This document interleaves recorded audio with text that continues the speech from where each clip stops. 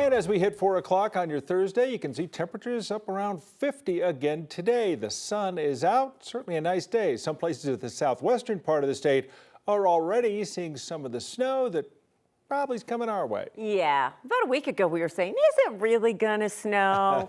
And Kathy is tracking a storm bringing us some winter weather this weekend. We're gonna have more on that in just a few minutes. Of course, Colorado has been center stage all day today. People around the world talking about our state. There's a live look at the Supreme Court in Washington. That's where oral arguments took place today as to whether or not Donald Trump should be on the state primary ballot. The lead petitioner, Norma Anderson, longtime Republican, she says she's optimistic that the court would bar Trump from appearing on Colorado's ballot. In opposition, the chair of the Colorado Republican Party dismissed the case as election interference. It's very simple. There's 4 reasons you can't be on the ballot. And if they truly believe in our democracy, they will accept it. Just as I have accepted things that have been passed that I don't agree with. But we feel strongly that we're going to succeed on the merits and look forward to seeing Donald Trump on the ballot in Colorado and certainly on the ballot for the November election. The case has drawn overwhelming attention from media across the globe. A crowd of reporters gathered to listen to Anderson outside the Supreme Court building after arguments. Marshall Zellinger said it kind of felt like the media attention you'd see at a Super Bowl. Of course, we didn't send Marshall Zellinger to the Super Bowl. We sent him to Washington. There he is, right in front of the Supreme Court. Marshall, of course, it's going to be a while before we hear the court's opinion on this case, but it feels like many are saying we already do know the outcome. Sure, based on the questions and the frustration by some of the justices on the Supreme Court, it didn't feel great if you're on the Colorado side of things, wanting to remove former President Trump off the ballot. Out here, this was filled with a few protesters, lots of media. You can see the media presence has minimized a bit from that Super Bowl presence, and apparently we have requested this whole space to ourselves. No, we really didn't. While it was interesting to see the interest out here, it was really neat to see what was going on inside. It was a lesson in observing body language from the Supreme Court justices. For instance, conservative Justice Samuel Alito, fourth from the right, reclined nearly horizontal for extended periods of time. Liberal Justice Ketanji Brown Jackson on the far right, seemingly frustrated with the answers from the attorney representing Norma Anderson's side.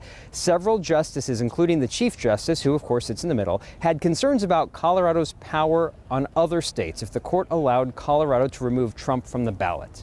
I would expect that a goodly number of states will say whoever the Democratic candidate is, you're off the ballot, and others for the Republican candidate, you're off the ballot, and it'll come down to just a handful of states that are going to decide the presidential election. That's a pretty daunting consequence. Colorado Supreme Court determined that Trump engaged in insurrection on January 6, 2021, and that the 14th Amendment's insurrection clause allowed him to be disqualified from the primary ballot. It took almost an hour and the 9th justice to bring up that topic of insurrection. It was a question to Trump's attorney, Jonathan Mitchell, about the Colorado court conclusion that Trump did indeed engage in insurrection. For an insurrection, there needs to be an organized, concerted effort to overthrow the government of the United States through violence. And this so your point is that a chaotic effort to overthrow the government is not an insurrection? No, we didn't concede that it's an effort to overthrow the government either, Justice Jackson. Right? None of these criteria were met. This was a riot.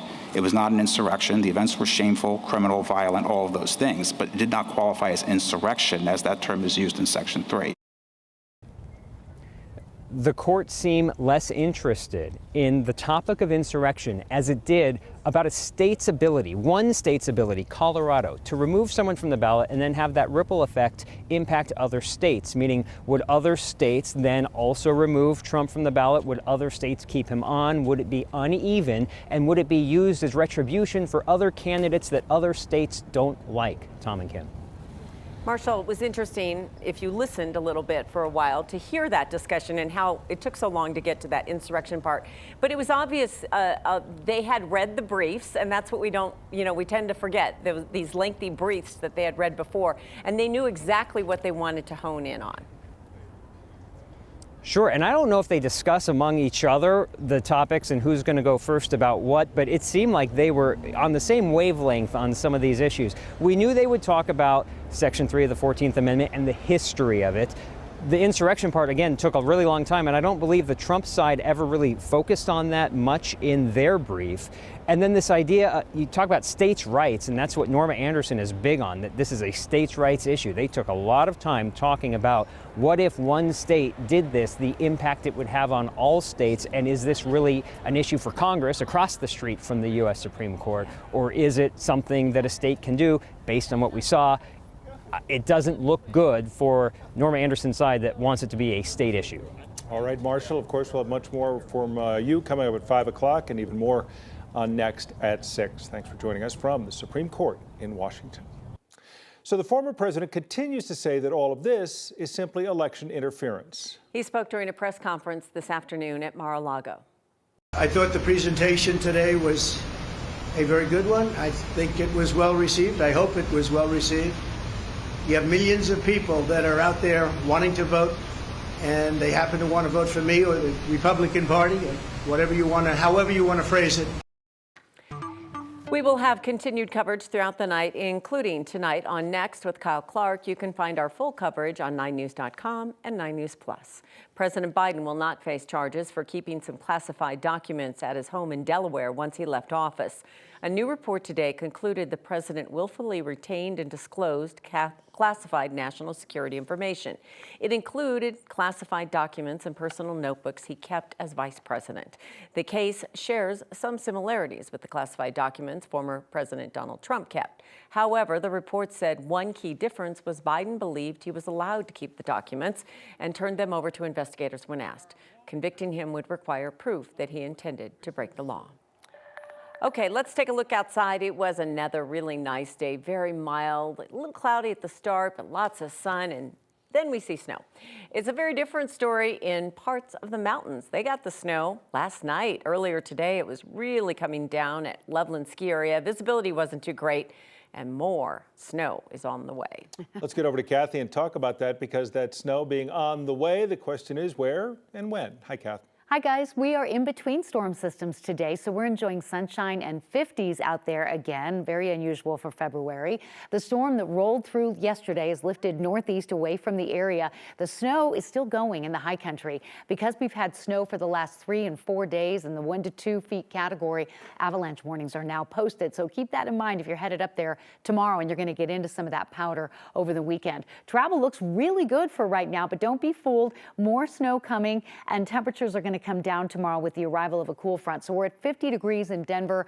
Our number will be down in the low 40s tomorrow. Gusty winds still creating some areas of blowing snow. The second system we're tracking is this center of circulation here near Las Vegas. And speaking of Las Vegas and the Super Bowl, it's been unusually cold there all week long. They've had rainy weather, even some snow over elevated terrain. That's the system north of Phoenix that's headed for Colorado to bring accumulating snow to Denver starting tomorrow night into Saturday, when Denver goes under a winter storm watch. That's right, Denver under a winter storm watch tomorrow night through Saturday, this area in blue. The winter storm watch is for 4 to 8 inches of snow. It looks like closer to 5, maybe 6 in downtown Denver, and still a host of advisories out for heavy snow and travel issues in the high country. But again, avalanche danger, something we'll be talking about today, tomorrow, and for your weekend. The initial snow accumulation forecast, this is the European model, is showing about 4 for Denver, about 6 for Castle Rock, and 5 in Parker.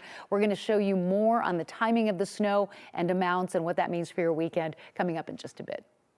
The former DU basketball player Coben Porter is pleading guilty to 2 criminal charges related to a fatal DUI crash, and Porter was in front of a judge today. Our Janelle Finch spent her day at the courthouse as well and joins us now with the latest. Janelle?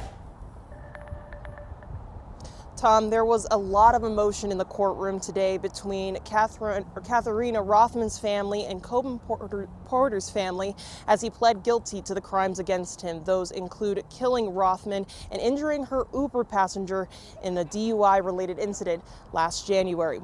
Cohen Porter is the brother of famed Nuggets player Michael Porter Jr. Today, his attorney asked the judge for a sentence of up to 8 years at most with eligibility for probation. The statute says he could face a 36-year max sentence.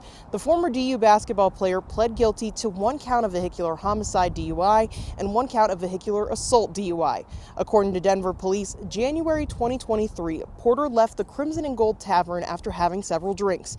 After running a red light at East Bucktail and South University Boulevards, he struck another vehicle, killing Uber driver Katharina Rothman and injuring her passenger Jason Blanche. An arrest affidavit from Denver PD showed Porter was speeding, smelled of alcohol, and had slurred speech. The judge accepted Porter's plea deal. She said the defendant could face at most 24 years for Rothman's death and 12 years for Blanche's injuries if she finds a blatant disregard for human life. With the guilty pleas, there will be no trial in this case. Porter's trial was set to begin April 15th. He will be back in court that week. Instead, he will be appearing for his sentencing on April 19th. His attorney says he expects the sentencing to be a lengthy one. Tom? That's so tough. You think of those families, the Rothmans and the Porters, having to go through so much. We'll continue to follow this through sentencing. Janelle, thanks for the update. The man we saw, the man who recorded himself speeding at over 150 miles an hour in Colorado, is now in custody.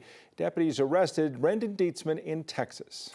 The video he uploaded to YouTube caught the attention of a lot of people, including Colorado State Patrol, who put out a warrant for his arrest. Jeremy Hajola has been following this story, and he joins us now with the latest. Jeremy. Yeah, this arrest comes as a bit of a surprise because this was a Colorado warrant for a guy who lives in Texas.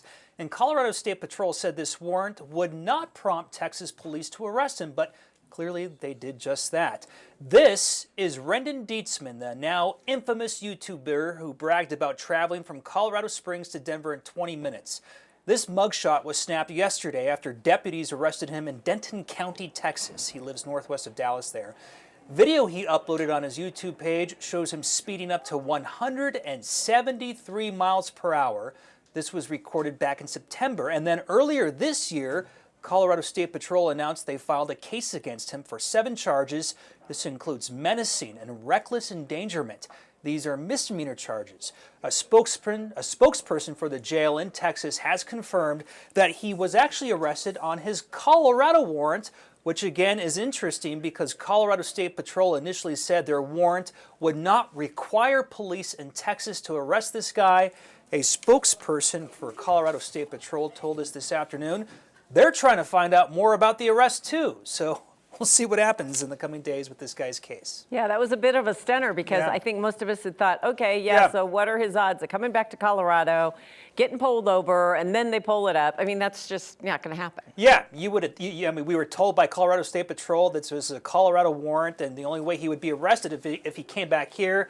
So we'll see what happens with this. We'll see what happens. We're trying to find out more. Sadly, this video has a lot of lifespans to it, Jeremy. You've been following every twist and turn, so thank you. Sure.